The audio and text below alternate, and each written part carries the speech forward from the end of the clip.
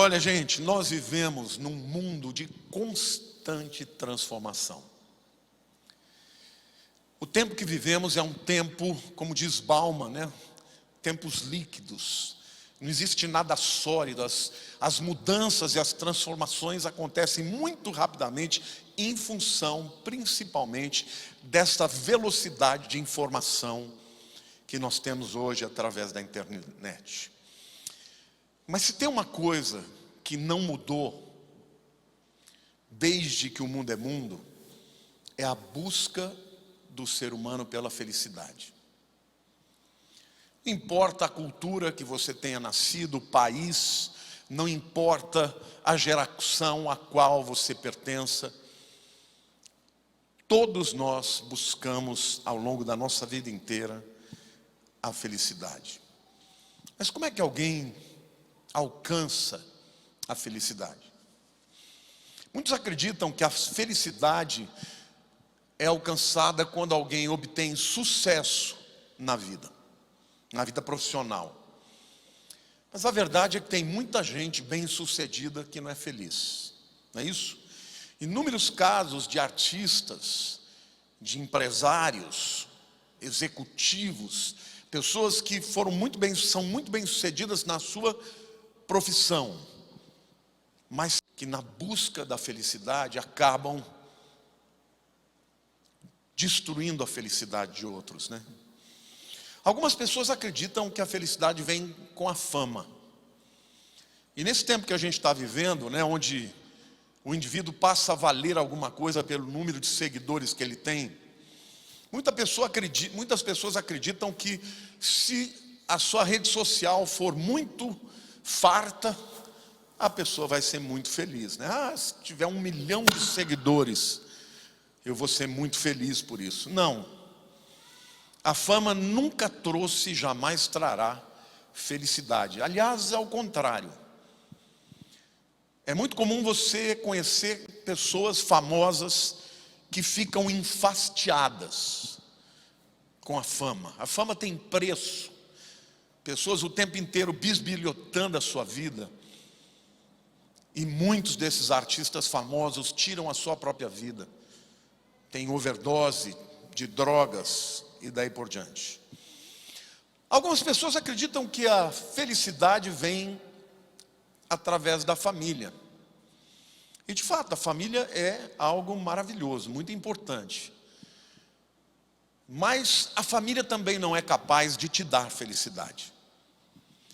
Porque existem pessoas cujas famílias são maravilhosas.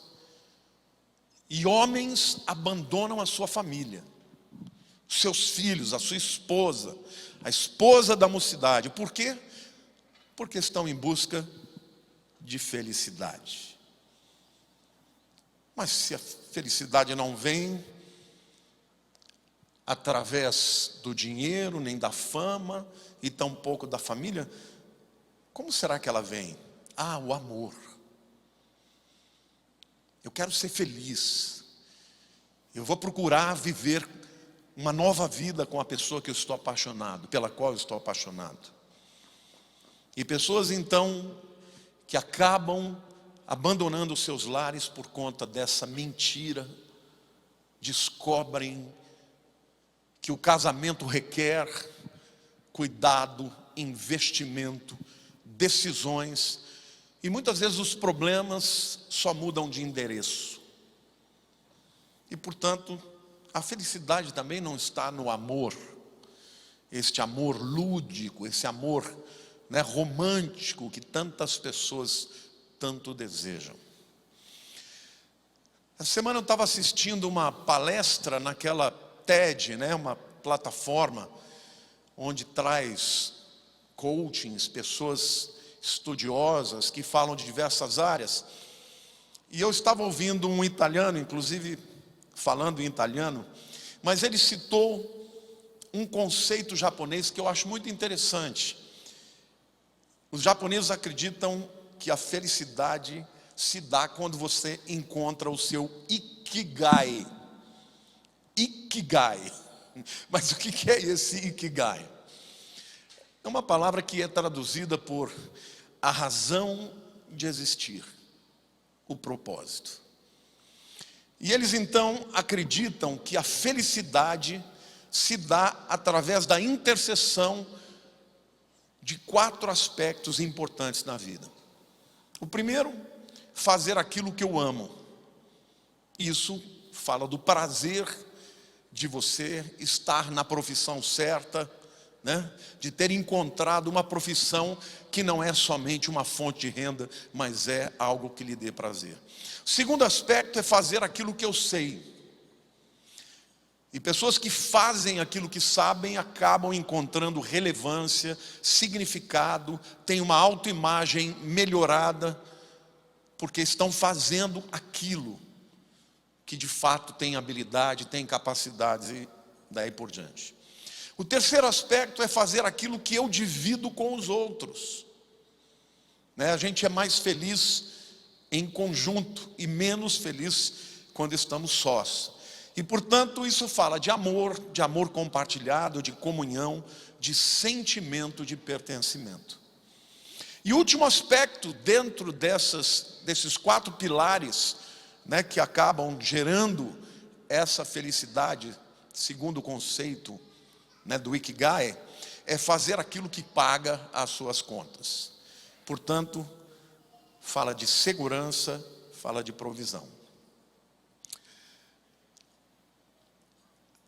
Mas será que estas coisas são de fato uma garantia de que nós vamos encontrar felicidade? Michelangelo, o grande artista, pintor, escultor, que pintou a Capela Sistina, que esculpiu, por exemplo, as Pietás. Michelangelo, ele esculpiu a primeira Pietà dele quando ele tinha 22 anos. É uma obra de arte extraordinariamente perfeita. Quem já foi no Vaticano já teve a oportunidade de ver esta obra de arte. É Maria, a mãe de Jesus, com Jesus no seu colo, morto. Quando perguntaram ao Michelangelo como é que ele conseguia, qual era o processo criativo para encontrar aquela obra de arte, ele disse o seguinte, que quando ele está diante de uma rocha de mármore, não é ele quem decide como a escultura vai ser. Não foi ele quem construiu, quem esculpiu a Pietà. Não. É a Pietà dentro da rocha que o chamava, que o atraía. E ele era somente um instrumento para libertar a Pietà escondida naquela rocha. Bonito esse conceito, né? E eu fiquei pensando nisso. E eu cheguei à seguinte conclusão, irmãos. Deus, o escultor mais perfeito que já existiu, quando Ele cria cada um de nós, nós somos como aquela rocha de mármore. E através da nossa vida, Ele vai nos esculpindo para libertar aquela pessoa que Ele concebeu, que Ele enxergou. E na verdade, quando nós permitimos que Deus faça isso, nós encontramos a razão da nossa existência, o nosso propósito, o nosso Ikigai. E quando você alcança o propósito, porque Deus, Ele não é um Deus, não é um escultor que em algum momento Ele cria uma obra de arte que é um inferior à outra. Ele é perfeito, você é a obra dele. Aliás, quando a palavra de Deus fala que nós somos criaturas dele, feitura das suas mãos, a palavra no grego é poema. Olhe para a pessoa do teu lado e diga assim: você é uma escultura do Criador. Diga assim: você é um poema do Criador. Você é uma obra de arte de Deus. Você pode aplaudir o Senhor e dizer: eu sei disso.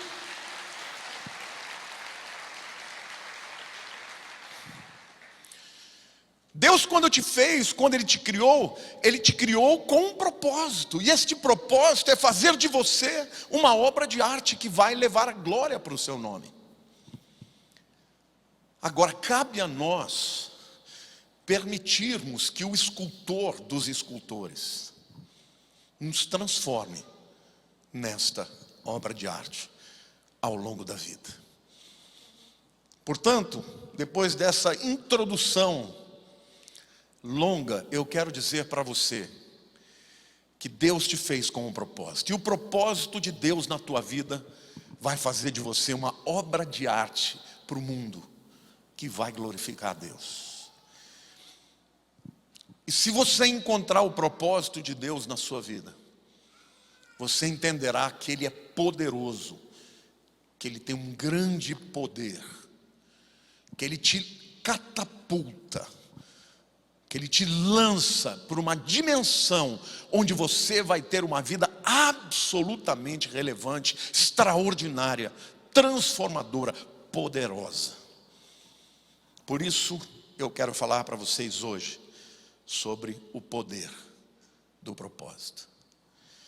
E quero na mensagem de hoje apresentar 4 maneiras de liberar o poder desse propósito. Amém?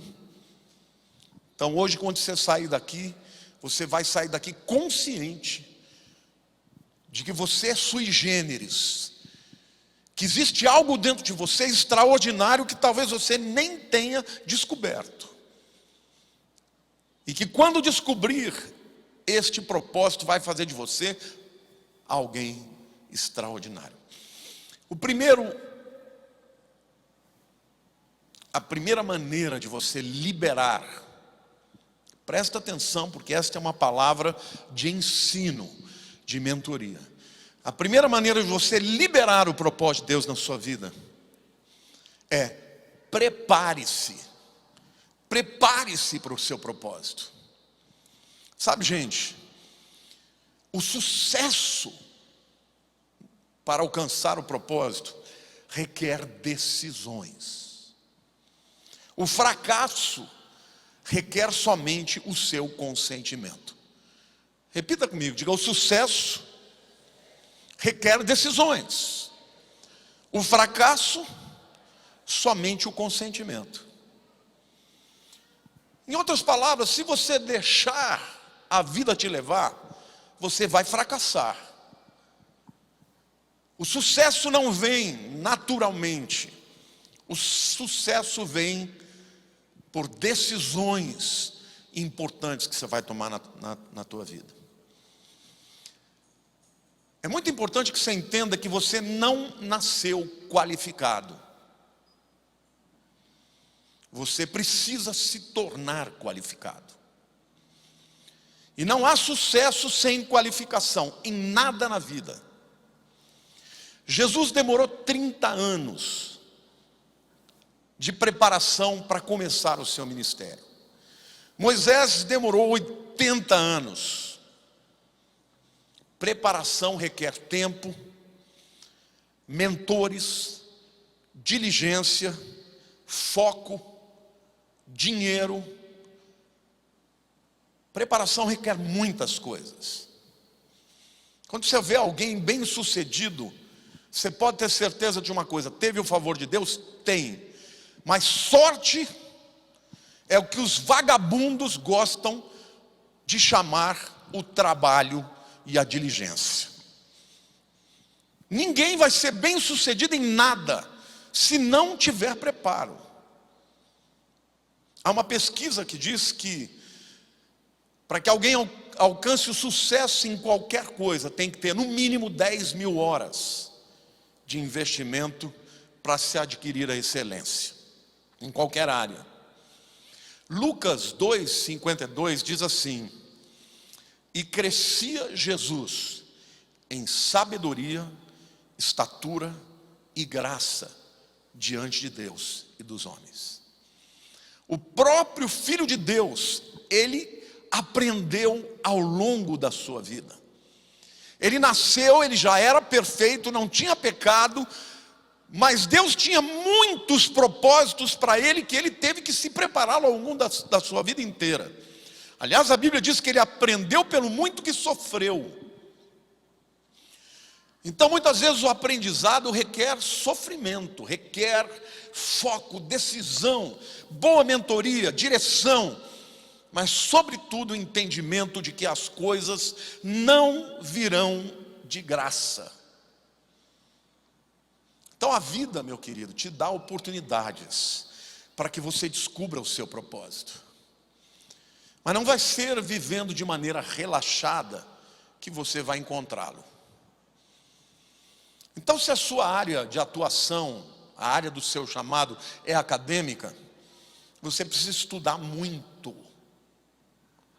Ler, estudar, se preparar, até chegar ao ponto em que você domina aquela área. Se a sua área de atuação é artística, estou vendo aqui o Heitor é um exímio violinista,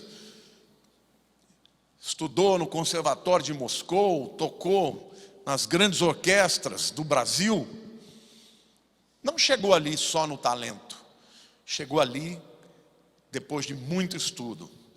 Então, se a sua área de atuação é artística, você precisa de bons professores e você precisa de horas e horas e horas de dedicação. Se a sua área é empresarial, você procure dominar aquela área, conhecer o mercado, conhecer as pessoas, conhecer as necessidades, os anseios, conhecer o tempo, as demandas do seu tempo, para você não só produzir um produto que seja excelente, mas que tenha essa demanda. Inovações do mercado. Hoje, quem não conhece a internet está ficando para trás, porque o mundo inteiro está caminhando através desse instrumento poderoso que é a internet. Agora, é muito comum pessoas descobrirem o seu propósito quando se dedicam. Então aqui uma dica para você. Enquanto você não descobrir qual é o teu propósito, seja excelente. Busque excelência em qualquer coisa. Tudo que você fizer, você faça com excelência. Seja um estudante. Olha, gente, eu posso dizer para vocês que durante a minha vida inteira eu fui aquele aluno vagal. Sabe aquele aluno que nunca estudou, eu nunca tinha lido um livro inteiro até entrar na faculdade. Estava já no 3º ano de engenharia, ali empurrando com a barriga, não era aquilo que eu desejava. Sabia que eu tinha que fazer alguma coisa que me trouxesse condições de sustentar uma família. E quando eu me converto, Deus me chama para o ministério. Aquilo trouxe para mim paixão, alegria. Eu só queria saber da Bíblia, eu só queria estudar a Bíblia. E um dia o Espírito Santo me chamou. Ele disse: você vai ser um pastor. E a primeira coisa que eu falei para Deus, eu falei: mas eu não tenho capacidade. E Deus falou: você tem capacidade, mas você não vai ser um pastor como você foi um aluno a sua vida inteira. A decisão é sua. Esse é o meu propósito para a sua vida. Se você quiser ser um pastor, você vai ser diferente do que você foi como um aluno. Você vai ser um pastor estudioso. E eu vou prosperar tudo que você puser às suas mãos. E eu me lembro do dia em que eu falei para Deus: tá certo, Senhor, eu nunca li um livro na minha vida, mas a partir de agora eu vou ler toda semana no mínimo um livro. E queridos, ao longo da minha vida inteira eu li de 2 a 3 livros por semana. Ninguém se torna conhecedor de nada se não se dedicar e se preparar. Até hoje, irmãos, eu me sinto despreparado em algumas áreas e sinto a necessidade de estudar, de ler, de procurar me desenvolver. Então, sem preparação, ninguém descobrirá naquilo que é bom, aquilo no qual é bom, e tampouco encontrará o favor de Deus. Então, meu querido, é muito importante você entender que para descobrir o seu potencial, você tem que ter intencionalidade. Você tem que ter intensidade. Ao invés de procurar culpados, faça a sua parte e faça com excelência, porque aquele que é fiel no pouco, sobre o muito o colocarei. Pessoas que se contentam com a média são medíocres, mas pessoas que não se contentam com a média e que continuam se preparando, vão atingir o ponto da proficiência. Então isso é para você, não é que você não tenha capacidade, você é uma obra de arte, você é a pietá de Deus. Agora o que Deus espera de você é que você deixe que Ele que venha te esculpir e tirar e libertar tudo aquilo que te impede de se tornar a obra de arte para a qual Ele te criou, que vai lhe dar honra e glória. Amém? Busque excelência em tudo, e o seu propósito se apresentará a você.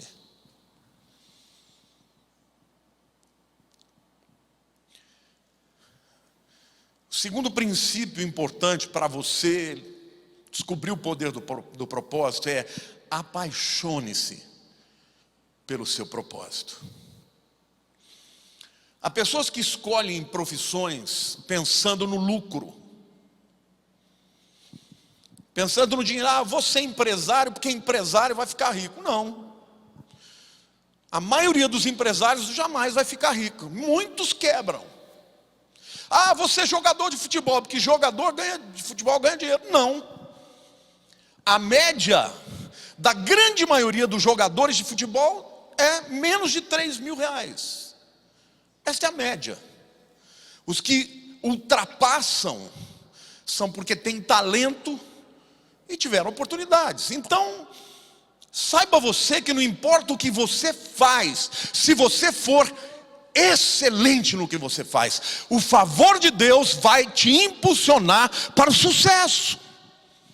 Então a escolha do teu propósito não pode ser baseada no dinheiro, porque aquilo que Deus vai te dirigir, para aquilo que Ele vai te dirigir, vai te apaixonar, vai fazer com que você se torne um apaixonado por aquilo que você faz.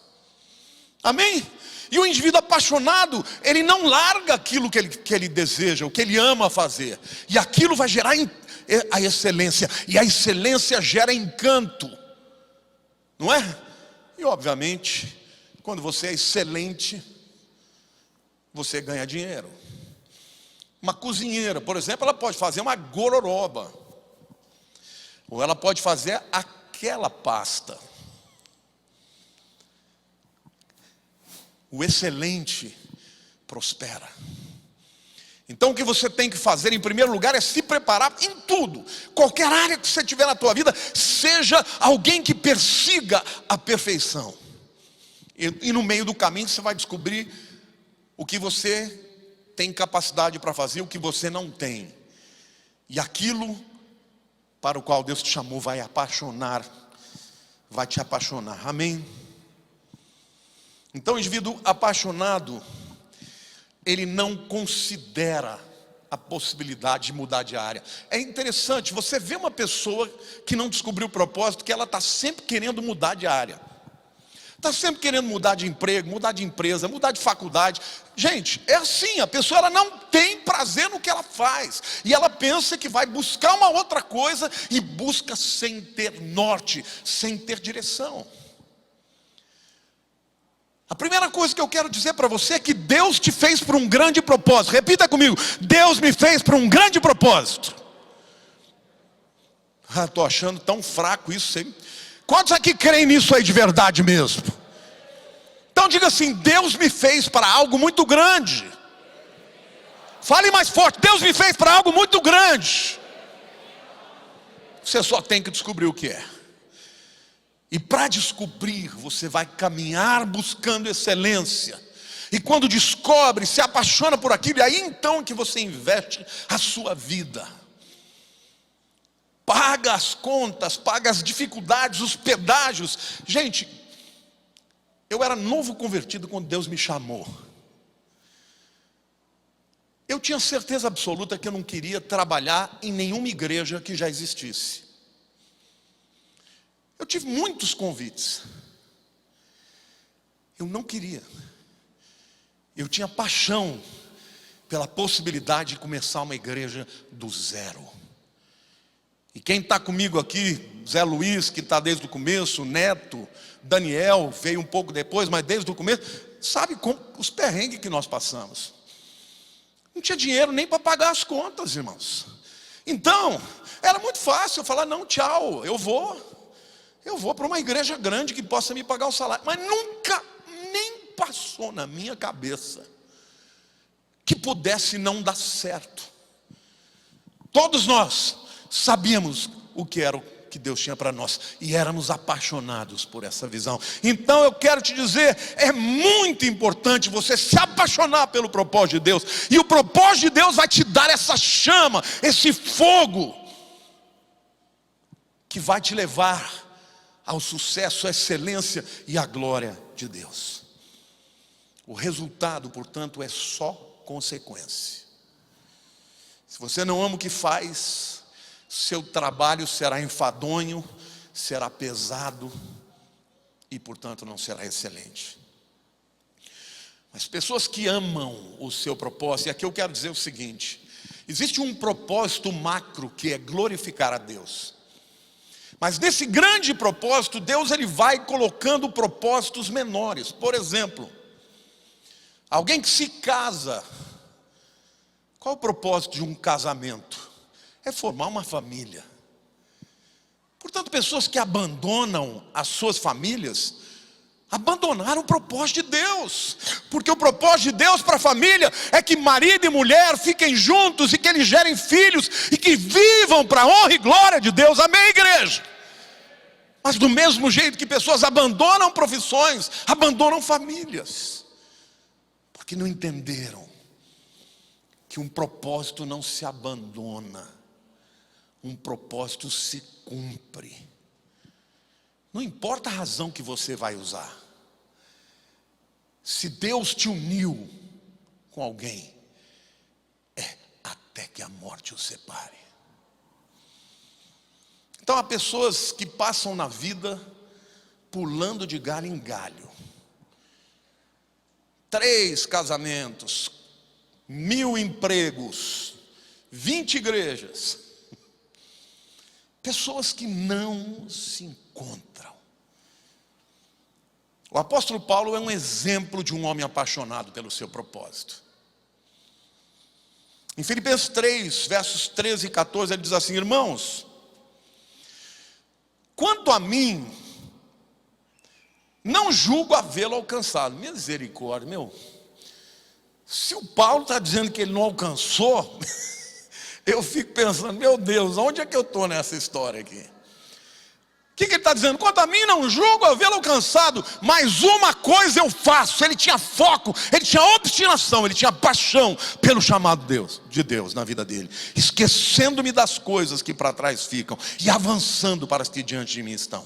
Prossigo para o alvo, diga propósito, para o prêmio da soberana vocação de Deus em Cristo Jesus.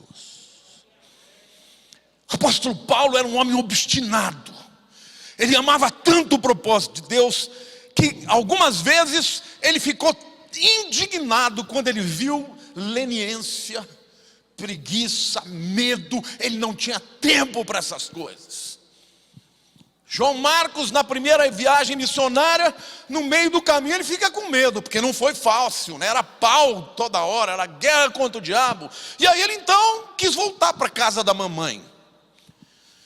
Quando Paulo iniciou a segunda viagem, veio lá o João Marcos. Ele falou: não, você aqui não, você é desertor. E por causa disso houve uma briga, uma celeuma entre ele e Barnabé, e eles se dividiram. Paulo posteriormente reconhece que ele estava errado. Porque até mesmo as pessoas que desistem, Deus dá oportunidade para que elas recomecem. E se não fosse assim, ai de nós. Mas uma coisa a gente não pode dizer: que Paulo não era um apaixonado pelo seu foco, pela sua missão, pelo seu propósito. Uma coisa eu faço. É óbvio que Paulo não fazia só uma coisa. É que todas as suas ações, todos os seus relacionamentos, tudo que ele fazia, podia ser encerrado em uma coisa: prossigo para o alvo. Você quer ser bem-sucedido na sua vida? Descubra o seu propósito e viva e morra para ele. Que você vai descobrir os dons, os talentos e as oportunidades vão conspirar a teu favor. Mas se você ainda não descobriu o que Deus te chamou para ser ou para fazer, antes de você fazer qualquer coisa, você tem que buscar a Deus e descobrir. Porque qualquer outra coisa que você faça na vida que não esteja no teu propósito vai te levar ao fracasso. O seu propósito sempre, diga sempre, estará ligado à vontade de Deus. Mateus 6,33 diz: buscai, pois, em primeiro lugar o seu reino e a sua justiça, e todas estas coisas vos serão acrescentadas. Os discípulos estavam preocupados com as questões da vida: o que vão comer, o que vai vestir, o que é o futuro, como é que vai ser. Jesus falou: olha, vocês não têm que se preocupar com isso, vocês têm que se preocupar com o reino de Deus e a sua justiça. Esse é o propósito, porque todas as outras coisas vos serão acrescentadas. Quantos aqui creem que Jesus é capaz de fazer isso acontecer na tua vida? Então significa que os seus dons, os seus talentos são ferramentas para o seu propósito. Não adianta nada ter um dom e usá-lo para aquilo que não é propósito. O seu trabalho, a sua vida profissional é uma ferramenta para o seu propósito. Se ele estiver a serviço do propósito de Deus, vai ser prazeroso, vai ser maravilhoso. O vento de Deus vai te empurrar para frente. Mas há pessoas que vivem para o trabalho. E o trabalho é enfadonho, é pesado.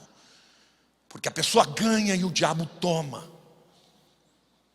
Ou para ganhar financeiramente tem que perder a família, tem que perder a vida espiritual. Ou seja, se o propósito não for o que tiver na frente, tudo que você tiver vai acabar levando ao fracasso. As circunstâncias são ferramentas para o propósito. Preste atenção nesse texto aqui de Romanos 8:28. O apóstolo Paulo traz uma revelação maravilhosa aqui quando ele diz: sabemos, diga sabemos, que todas as coisas, quantas coisas, irmãos? Todas as coisas cooperam para o bem daqueles que amam a Deus, daqueles que são chamados segundo o seu propósito. Sabe o que Paulo está dizendo? Que Deus tem um propósito para todo mundo aqui. Diga assim: Deus tem um propósito para a minha vida. E quando você caminha para este propósito, todas as coisas cooperam para o bem. Essa palavra cooperam, no grego, sinergeo, é a palavra que é transliterada na nossa língua para sinergia. O que é sinergia? Esse prefixo sim significa conjunto. Sinfonia. O que é uma sinfonia? Foné é voz ou som. Sinfonia são sons conjuntos. Quando você entende o seu propósito e você caminha para ele, a Bíblia diz que todas as coisas agem conjuntamente para o bem. É vento te empurrando para o propósito e não contra ele. Amém, igreja? Até quando algo acontece de errado, é para o bem. Até quando você comete um erro, é para o bem. Deus vai usar de tudo para te empurrar para o propósito de Deus. Então é muito importante você conhecer o poder do propósito. Porque quando você está fora da vontade de Deus, é como você caminhar num terreno de lama. É pesado. Mas quando você está no propósito de Deus, é como você estar numa corrente que te empurra, que te leva ao progresso. Todas as coisas trabalham a seu favor. Não está dizendo aqui que você não vai ter problemas. Não, está dizendo inclusive que os problemas vão te impulsionar para o propósito. Está dizendo que inclusive os inimigos que serão levantados serão usados para te impulsionar para o propósito. Amém, igreja? Todas as coisas cooperam para o bem daqueles que amam a Deus, os que são chamados segundo o seu propósito.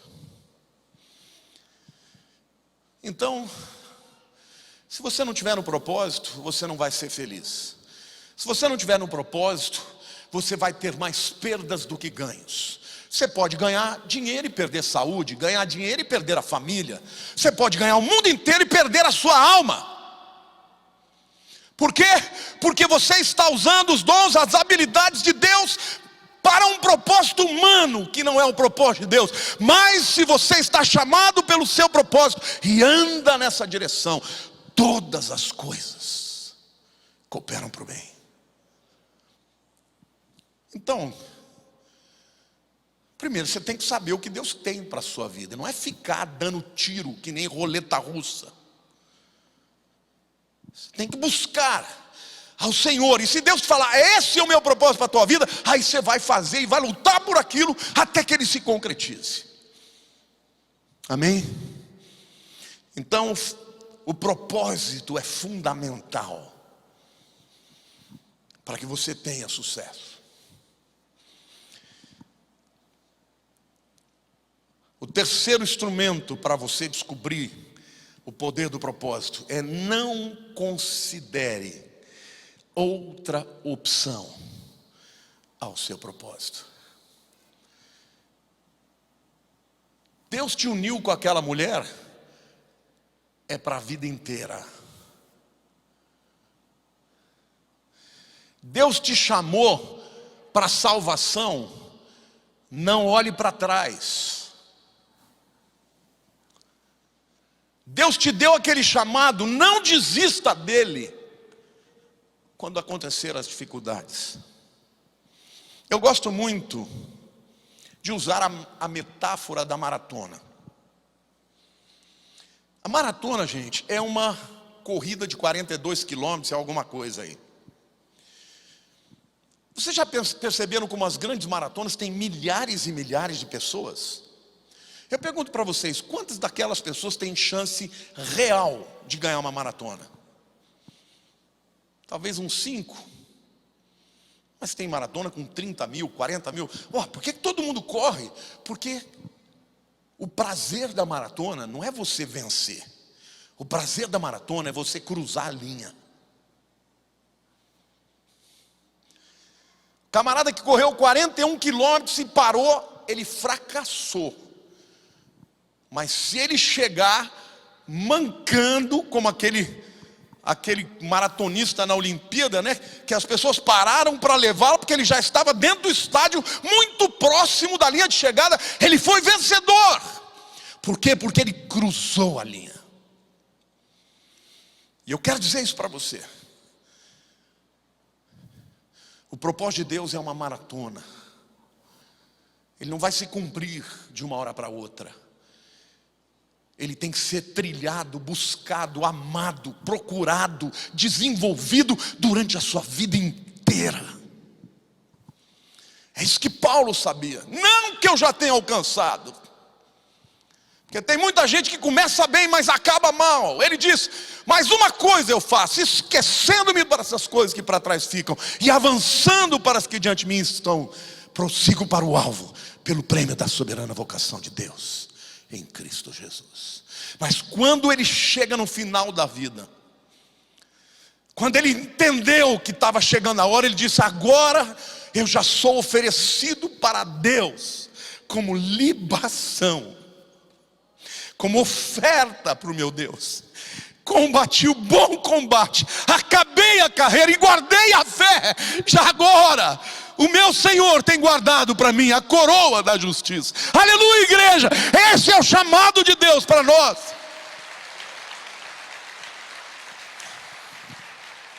É ir até o fim. E nós vivemos num mundo de pessoas sem respostas e muitas perguntas. Existem muitos interlocutores, muitas vozes, mas nós temos a mensagem, nós temos a verdade que vai trazer a felicidade, que vai trazer a plenitude, que vai levar os homens ao propósito de Deus. O primeiro propósito do homem é voltar para o seu Criador, é fazer o caminho de volta de Adão, é se encontrar com Cristo. Este é o propósito de Deus para todos nós. Mas temos que ir até o fim. Durante a corrida de um maratonista, a maior luta não é contra os outros, mas é contra si mesmo, é a vontade de parar, porque dizem que dói tudo. E somente alguns conseguem trilhar os 42 quilômetros, porque é uma longa caminhada. A mesma coisa acontece com o propósito de Deus na nossa vida. Não são todos os que vão até fim. Em 2 Timóteo 4,10, Paulo diz assim: porque Demas, tendo amado o presente século, me abandonou e se foi para Tessalônica. Crescente foi para a Galácia, Tito para a Dalmácia. Jesus também falou sobre o perigo da desistência. Em Lucas 9,62, quando ele diz: mas Jesus lhe replicou: ninguém que tendo posto a mão no arado olha para trás é apto para o reino de Deus. Meu querido, não olhe para trás. Você que está me vendo na internet, não olhe para trás, olhe para frente. Quando vier a tentação, olhe para frente. Você pode cair, você pode começar a se desviar, mas o Espírito Santo de Deus vai falar com você. Mas a decisão de continuar caminhando para o alvo é sua. Quando alguém compreende o poder do propósito, não olha para trás. Jesus está falando, obviamente, em primeiro lugar, desse aspecto espiritual, da vida espiritual, que devemos ficar fiéis até o fim. Mas o princípio vale para tudo, meu querido. Porque qualquer que seja o propósito de Deus na tua vida, ele vai ser mantido à custa de trabalho e de decisão. Isso fala de família, isso fala de profissão, isso fala de relacionamento com pessoas. Muitos de nós abandonamos o propósito, porque ouvimos as vozes desse mundo. Satanás não quer que você seja fiel aos seus propósitos. Falei muito aqui de família. Eu sei que tem gente aqui que já se separou, que já começou de novo, e eu não estou aqui para acusar ninguém, tá? Eu estou aí embaixo com vocês também. Essa luta é minha também, não a da família, porque eu, graças a Deus, isso nunca nem me passou na cabeça. Mas tem outras áreas da minha vida que eu tenho que lutar também para me manter firme. Mas o que eu quero dizer para você, não importa qual seja a área em que você escorregou e caiu, o que eu quero dizer para você é que Deus é um Deus de graça e de misericórdia. Mas chega de ficar começando e abandonando. Vá até o fim.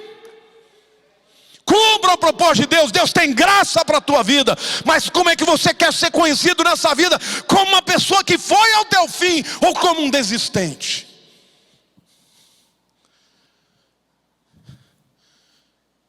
Ser crente não é andar por sentimento. Vocês acham que todo dia eu sinto que Deus me ama? Não. Vocês acham que eu sinto todo dia que eu amo a Deus? Não. Você acha que todo dia eu estou cheio de fé? Não. Mas fé é obediência, é continuar no caminho, é continuar dizendo: eu não sinto, mas eu obedeço. Amém, igreja? É assim que você vai chegar e cruzar a linha, com dor no corpo, com dor em tudo, mas vai cruzar a linha e cumprir o chamado e o propósito de Deus na tua vida. Pessoas que não descobrem os seus propósitos vão se tornar pessoas irrelevantes. O quarto instrumento para você liberar o poder do propósito é que o seu propósito se tornará um legado para os outros. Você tem que ter essa consciência. Você tem que ter a consciência que o teu propósito não é para você, é para Deus em primeiro lugar e é para os outros.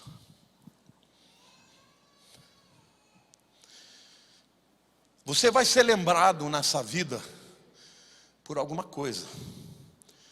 Quando você pensa em Adolf Hitler, que palavra vem na sua mente? Que palavra vem na sua mente? Fala mais alto que eu não... Holocausto.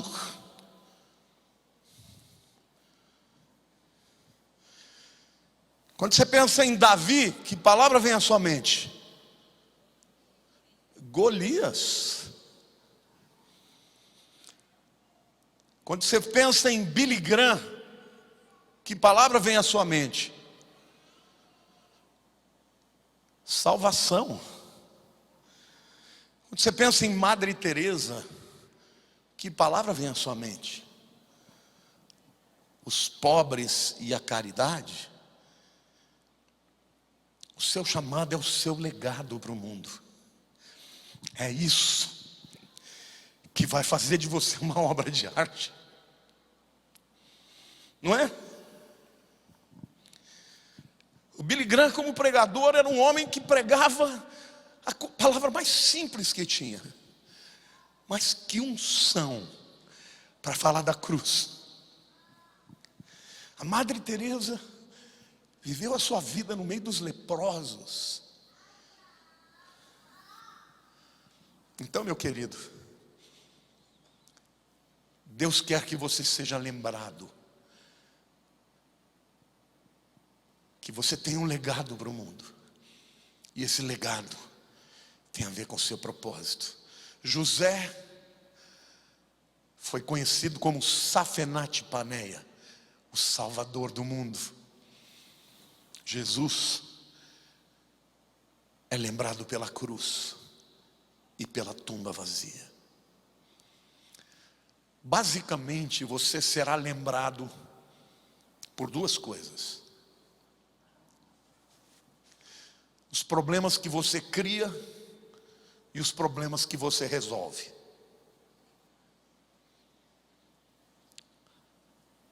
Tem gente que é criador de problemas e tem gente que é resolvedor de problemas. O teu propósito é resolver problemas de alguém. O problema que você resolve é o seu legado para os outros. Problemas são portas para o significado. Problemas criam humildade e nos forçam a ver o valor nas pessoas ao nosso redor. Problemas iniciam novas estações. Nós estamos vivendo agora um grande problema, uma pandemia mundial. E o mundo está mudando por conta dos problemas. E aqueles que estão resolvendo problemas dos outros estão saindo na frente. Amém, igreja? E Deus está chamando a igreja para se levantar agora com amor, investindo nos necessitados, tendo uma mensagem de esperança. Essa é a maneira que Deus vai levantar a sua igreja, destacar a sua igreja. Agora, tem gente que fica usando do problema para criticar o governo, criticar isso, criticar aquilo. Por quê? Porque a gente que quer fazer papel de vítima ou lucrar com a vítima de alguém. Quando você resolve os problemas das pessoas, Deus lhe garante avanço, prosperidade, favor. Isaías 58, 10 e 11 diz assim: se abrires a tua alma ao faminto e fartares a alma aflita, aqui fala tanto de dar comida para o corpo quanto pão para a alma. A tua luz nascerá nas trevas e a tua escuridão será como o meio-dia. Olha que palavra linda que Deus está dando para você. Vamos ler juntos isso aí, irmãos? Se abrires a tua alma ao faminto e fartares a alma aflita, então a tua luz nascerá nas trevas e a tua escuridão será como o meio-dia. O Senhor te guiará continuamente em direção ao favor. Fartará a tua alma até em lugares áridos e fortificará os teus ossos. Saúde, serás como um jardim regado e como um manancial cujas águas jamais faltam. Glória a Deus, você pode aplaudir o Senhor? Deus está dizendo: para de olhar para os seus problemas, olhe para o necessitado, que eu vou sanar as suas feridas, eu vou mitigar a tua sede, as tuas sedes interiores, eu vou abrir portas, eu vou te fartar. Mas se você olhar para o outro, pessoas avarentas podem ter tudo, mas são miseráveis. Pessoas egoístas não são amadas e muito menos felizes. Porque mais bem-aventurado é dar do que receber. Eu quero concluir essa palavra dizendo: você é aquela rocha de mármore. Deus, o escultor. Ele quer libertar a obra de arte que está aprisionada nesta rocha. Ele vai usar o seu cinzel, o seu martelo, para quebrar essa rocha, para fazer com que o teu propósito surja diante de todos, e todos possam dizer: uau, quem te fez? Você vai dizer: o maior escultor que já existiu. O diabo quer que você acredite que você não tem valor, não tem dons, não tem propósito, que você é irrelevante. Mas Deus não faz obras de artes que não sejam obras-primas. Então, ao descobrir o seu propósito, você vai descobrir a razão da tua vida e como você vai fazer para glorificar a Deus em tudo.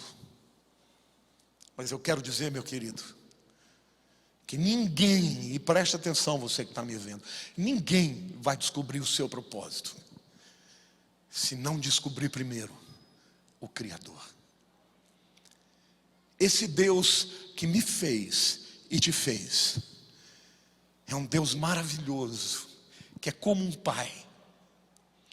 É como um pai que nos cria para termos comunhão com Ele. Satanás quer que você tenha ressentimento de Deus. Ah, Deus, por que eu estou assim? Querido, você está assim pelas suas escolhas erradas.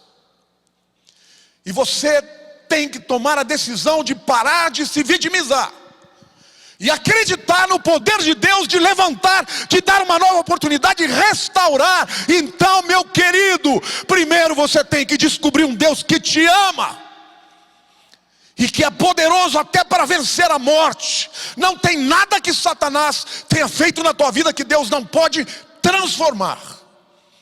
Mas tudo começa pela fé.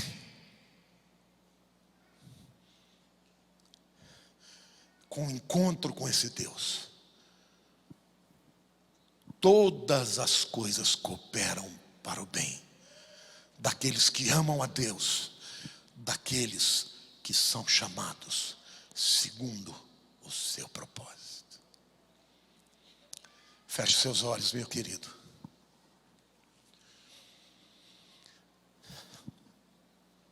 Eu vou fazer uma oração agora,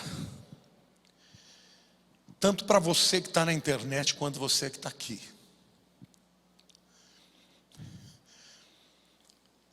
Talvez a sua vida inteira você correu as corridas erradas.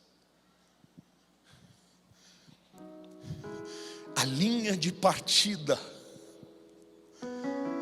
é Jesus. Ele é o caminho, a verdade e a vida. Chegar ao Pai, para chegar ao Pai você tem que entrar por Ele.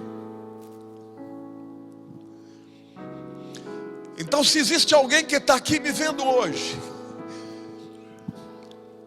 que talvez tenha corrido muitas corridas nessa vida, mas que nunca entrou pela porta que é Jesus. Ele é a porta, Ele é o caminho, Ele é a verdade, Ele é aquele que te chama e aquele que te espera na linha de chegada. Ele é o Senhor, Ele é o Criador e também o Salvador. Então, se você está aqui hoje, aqui presencialmente, e você nunca tomou essa decisão para valer, porque eu quero dizer algo para você, não adianta nada você fazer uma oração da boca para fora. Tem que ser de verdade, tem que ser lá dentro do teu coração. Então, se você hoje está aqui